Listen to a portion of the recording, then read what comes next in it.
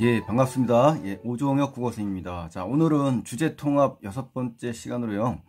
예, 활성화 확산과 아이콘에 대해서 이제 공부를 하겠습니다. 자, 첫 번째 글에서는요, 그 정보의 저장, 그리고 재생을 설명하는 활성화 확산 모형에 대해서 이제 공부를 하겠습니다. 그래서 1문단에 보시면 의미 정보를 저장하고 재생에 대한 이론이 지금 공부가 될 겁니다. 자, 인간에게 의미 정보가 어떻게 저장되고 또 재생되는지를 설명할 수 있는 단일한 이론은 없다 이겁니다. 예, 확립되지는 않았다는 얘기죠. 그러니까 아직까지도 이론이 다양하게 있고요. 논의들이 아직도 행해지고 있다는 겁니다. 그러나 최근에는 통용되는 의미 기억의 이론들 대부분이 의미 정보들이 상호 연결된 개념의 그물망으로 표상될 수 있다. 그러니까 이제 여기서 이제 핵심적인 내용은 의미 정보들이 서로 연결된 개념의 그물망으로 표상될 수 있다. 이런 얘기입니다. 그래서 개념의 그물망이란 게 뭐냐? 그 어떤 물체를 보거나 그 물체를 기호화한 단어들을 들을 때 관련된 개념들이 활성화된다는 거죠. 활성화된다는 거는요, 활발하게 진행된다는 얘기죠. 주변의 다른 개념들로 활성화가 이제 어떻게 된다?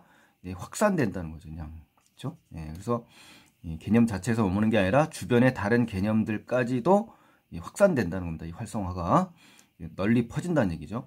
그래서 이를 뭐라고 한다? 활성화 모형이라고 한다. 활성화 확산 모형이라고 한다.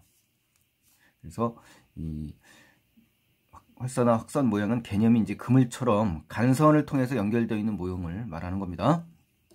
그래서 이제 이 앞에 이 표상이라는 단어가 나오는데, 이 표상이란 말은 추상적인 사물이나 개념의 상대에서 그것을 상기시키거나 연상시키는 구체적인 사물로 나타내는 거라고 합니다. 실제 말해서 상징이나 심벌이 되겠죠. 예. 자, 그러면 두 번째 문단 가겠습니다. 자, 활성화 확산 모형에서 정점이 나오고요, 간선이 나옵니다. 간선. 그래서 간선이라는 건요, 주요 구간 사이를 연결하는 이 중심선을 간선이라고 그래요. 그래서 기선, 본선이란 말로 바꿔 쓸 수 있습니다. 자, 활성화 확산 모형이라는 것은 개념들끼리 관계를 나타내는 간선을 중시한다. 그렇죠. 간선이 제일 중요하죠. 개념들을 연결하는 선이기 때문에 그렇고, 이 길이에 따라 연결 강도가 다릅니다. 짧을수록 강도가 강한 거예요. 실제로 뇌 신경 세포 다발로 서로 연결되어 있어서 한마디가 활성화되면, 그렇죠? 신경 다발 중에 이제 한마디가 활성화되면 다른 영역들로, 주변으로 이제 확산된다고 그랬지 않습니까? 여기 활성화가 확산되기 때문에 활성화 확산 모형은 뭐와 비슷하다? 우리 뇌의 생리적 반응과 유사한 겁니다. 그래서 뇌를 구성하는 뉴런 있죠? 뉴런, 이것과 유사한 개념이라고 보시면 되는 거죠. 그래서 그림을 보실 텐데요, 이 아래 그림에 나오는 이 인간 기억의 일부가 연결망으로 표상되는 방식을 예시한 거라고 합니다. 그러니까 여기 나온 요 그림이 바로 그런 거예요. 자, 그림에서 각각의 개념들에 해당하는 정점이라는 거죠. 정점이라는 건요, 여러분, 장소, 위치 따위가 정해져 있는 점이에요. 이것들을 연결하는 게 뭐다? 간선이죠. 간선. 그 길이가 다 달라요. 그래서 개념들 간의 의미 관련 정도를 길이로 표현한 겁니다. 길이가 짧을수록 강도가 강하다는 겁니다. 자, 그걸 상대적으로 이제 표시된 겁니다. 그래서 예를 들면 가령 버스가 소방차보다 더 전형적인 운송 도구라는 사실을 나타내기 위해서, 그죠? 버스하고 소방차는 다르잖아요. 그래서 소방차 운송 도구를 잇는 간선보다 버스와 운송 도구를 잇는 간선을 짧게 그려놓았다. 그렇죠? 여기서 보시면은 운송 도구가 있죠. 여기서 버스가 여기 있고 소방차가 여기 있지 않습니까? 훨씬 더 버스가 간선이 짧죠. 자, 그러면은 전형적이라는 단어라는 것은 이제 앞으로 본질적인 특성을 가졌다라고 생각하시면 되고요. 자, 그럼 이제 설명을 해드리면 여기서 더 A의 경우, 자, 아이콘과 그 기능 간의 관계를 의미망 모형을 이용해 나타낸다고 한다면 아이콘과 그 기능이 뭐다? 짧은 간선으로 연결되어 있을 경우를 나타낸다. 이렇게 이야기를 하시면 돼요. 간선의 길이는 바로 개념들 간의 의미 관련 정도를 나타내는 겁니다. 그래서 길이가 짧으면 활성화 정도가 빠르고 강하다. 이렇게 기억을 하시면 될 것 같고, 또 이를 아이콘 디자인과 그 기능에 적용해보면 뒤에 나옵니다만 의미를 충분히 전달할 수 있다. 그리고 그 아이콘 디자인은 사용자가 원하는 작업을 즉각적으로 떠오르게 할 수가 있죠. 그렇다 보니까 아이콘과 그 기능이 짧은 간선으로 연결되어 있다는 것으로 추측할 수 있는 겁니다. 그래서 이 내용은 이제 뒤에 나오기 때문에 그런데요. 맞아. 설명하느라고 이야기한 거니까요. 뒤에서 다시 한번 확인하시면 되겠죠. 자, 여기까지 이제 별로 어렵진 않습니다. 그렇죠? 네. 두 번째 페이지로 넘어가 보겠습니다. 자, 3문단인데요. 자, 활성화 확산과 자동 처리에 대한 내용입니다. 자, 활성화 확산 모형은 어떤 개념이 처리될 때 그 개념의 활성화 상태가 어때요? 연결망의 간선을 따라 확산되죠. 예, 이걸 가정하는 겁니다. 그러니까 활성화 확산 모형의 가정 첫 번째를 지금 제시한 거고요. 그리고 그 확산은 퍼져나감에 따라 어때요? 점점 약해지는 겁니다. 약해진다. 그렇죠? 예, 약해지는 것을 가정한다. 그러니까 두 번째 가정을 한 겁니다. 자, 그림과 같은 예를 들 경우 소방차라는 단어가 제시되면 어떻습니까? 소방차와 관계가 밀접한 빨간이나 불 같은 개념이 강하게 활성화 되겠죠, 당연히. 상대적으로 어때요? 소방차와 관계가 가깝지 않은 뭐 석양이나 뭐 장미, 물론 붉은색이긴 합니다만 개념은 점점 약해지겠죠. 이 가정에 따르면 어떤 개념을 전형적으로 본질적으로 나타내는 구성 요소는 그렇지 않은 요소보다 상위 범주나 하위 범주를 활성화시키는 속도, 즉 활성 속도가 굉장히 빠를 수밖에 없죠. 또 활성화시키는 정도, 활성 강도도 강하게 된다는 것이죠. 그렇죠? 네, 여러분은 그렇게 어렵지 않을 것 같습니다, 여러분. 그래서 활성화 속도와 강도는 전형적 구성 요소가 비전형적 구성 요소보다 큰 겁니다. 아셨죠? 예. 그러니까 속도가 크고 활성화 속도가 크고 강도가 센 건 전형적 구성 요소다. 이렇게 생각하시면 되겠네요. 그리고 첫 번째로 이제 개념의 활성화가 이루어진 다음 두 번째로 개념의 활성화가 이루어진다면 첫 번째보다 어때요? 활성화가 약해지는 거죠. 시간이 갈수록 약해지는 겁니다. 그래서 세 번째로 활성화가 이루어진다면 두 번째보다 더 약해지겠죠. 그래서 의미망 속의 모든 개념이 활성화되지는 않겠죠. 그렇죠? 네, 점점 약해지니까. 그래서 활성화 확산의 강도는 점강적 특징이다라고 제가 적어봤어요. 점점점 하강한다 이 뜻이죠. 점층적인 게 아니라 점강적이다. 이렇게 기억하시면 좋겠죠. 그리고 의미망이라는 건요, 특정한 글 안에서 개념 사이의 관계나 개념 사이에서 일반적으로 성립되는 전체와 부분의 관계를 얘기하는 거고요. 상위와 하위의 관계 등을 가진 것을 가지로 표현한 겁니다. 그래서 의미 네트워크라고도 합니다. 참고로 알아두시면 훨씬 더 유용할 것 같고요. 또 어떤 자극이 주어졌다면 기억되어 있는 모든 정보들이 어때요? 활성화가 일어나는 것이 아니라, 그렇죠? 모든 정보의 활성화가 일어나는 게 아니라 평상시 기억 속에, 그렇죠? 기억 속에 있었던 것이 가깝게 연결되어 있는 정보들 사이에서만 자동으로 활성화된다는 겁니다.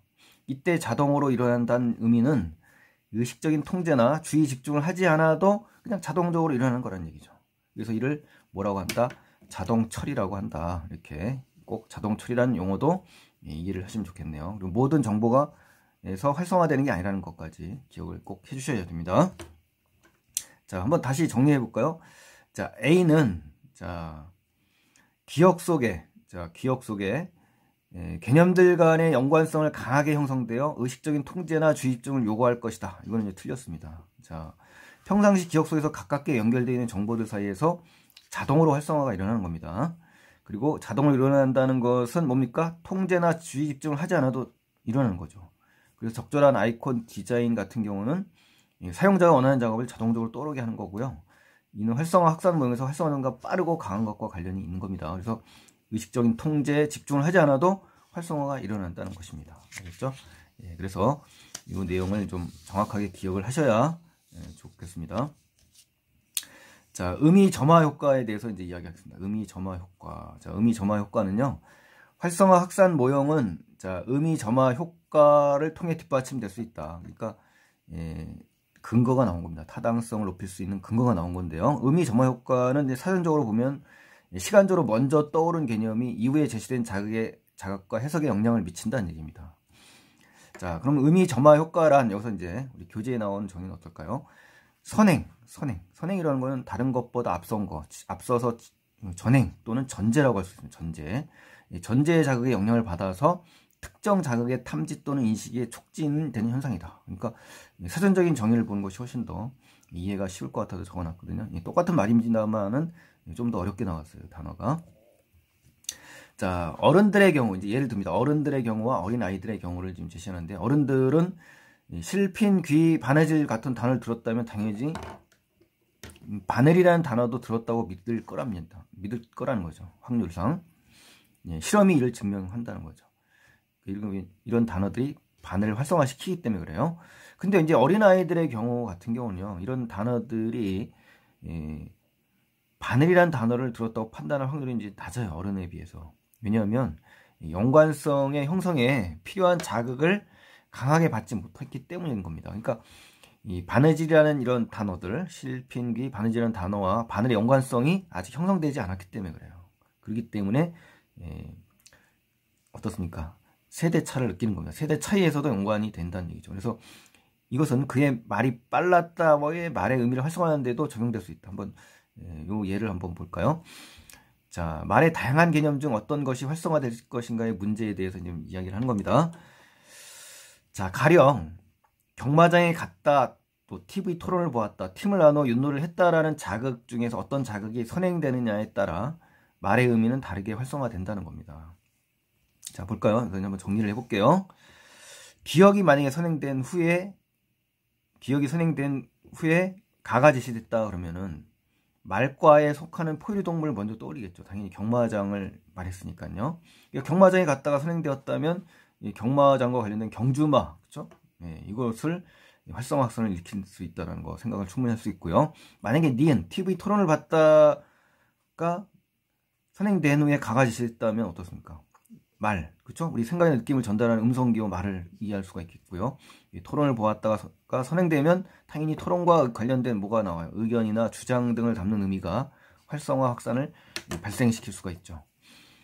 세 번째, 그 다음에 이제 기억이나 디귿이 선행된 후에 이제 가가 제시됐다고 한다면 경기나 놀이잖아요.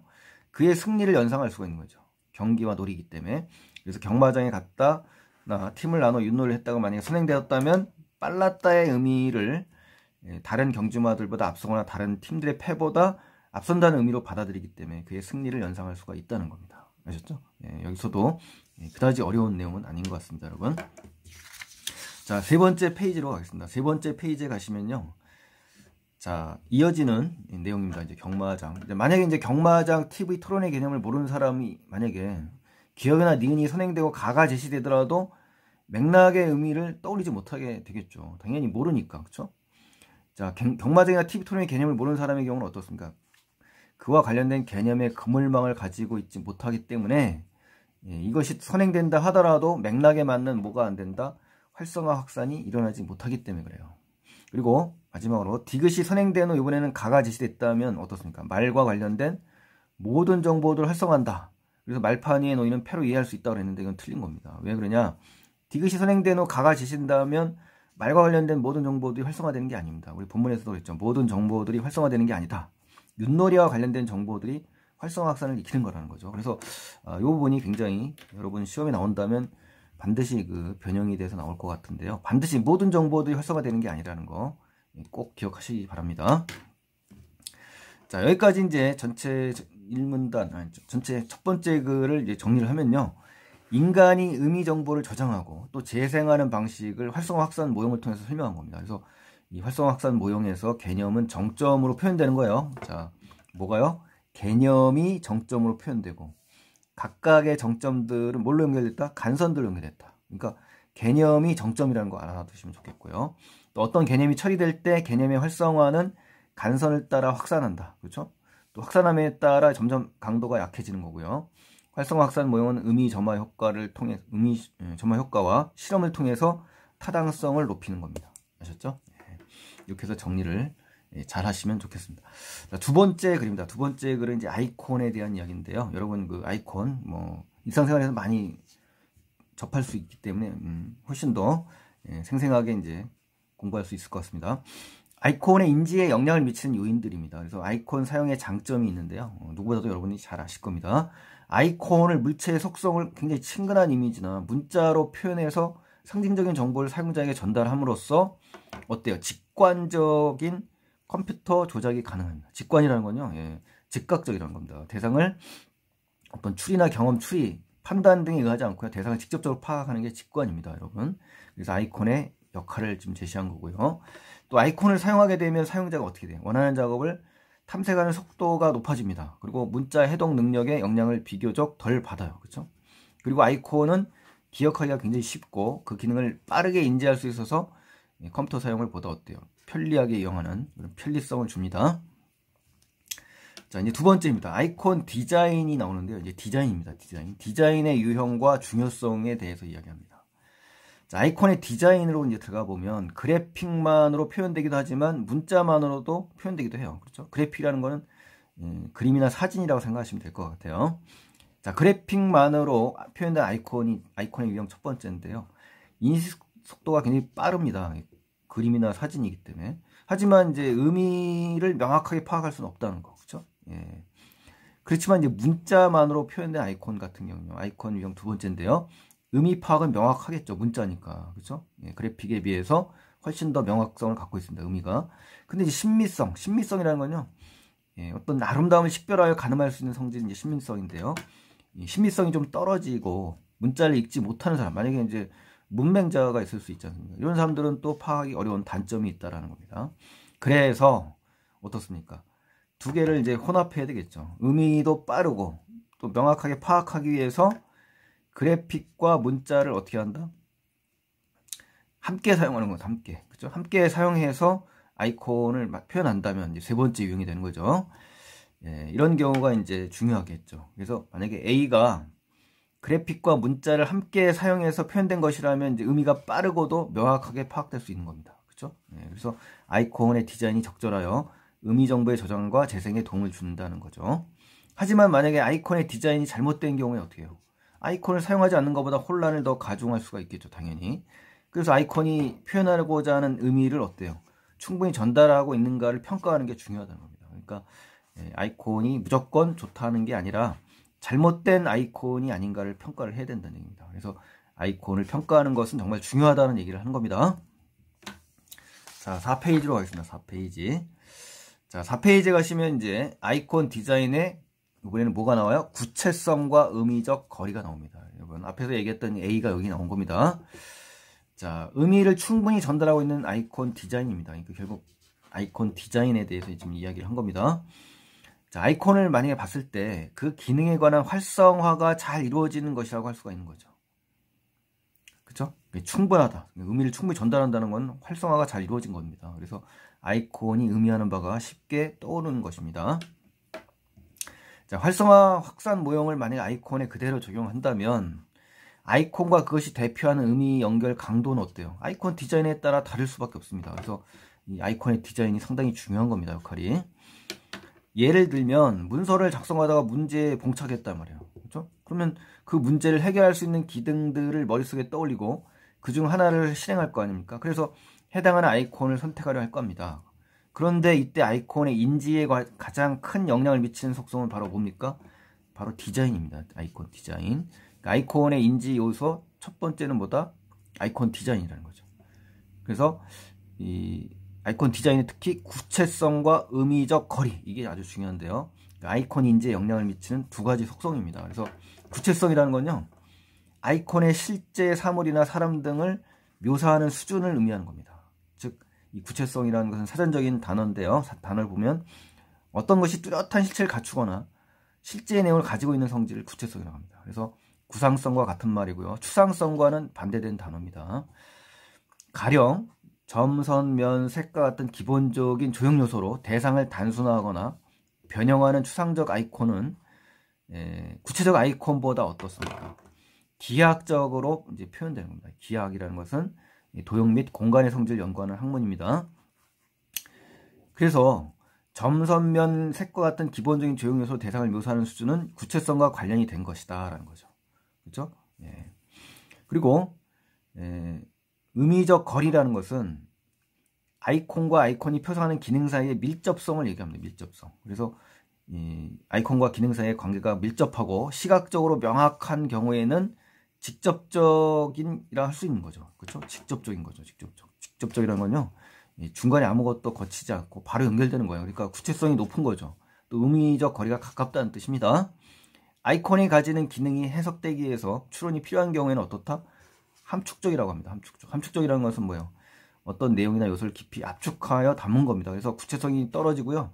의미적 거리도 먼 경우입니다. 그래서 함축적과 직접적의 차이점 반드시 기억을 해주시기 바랍니다.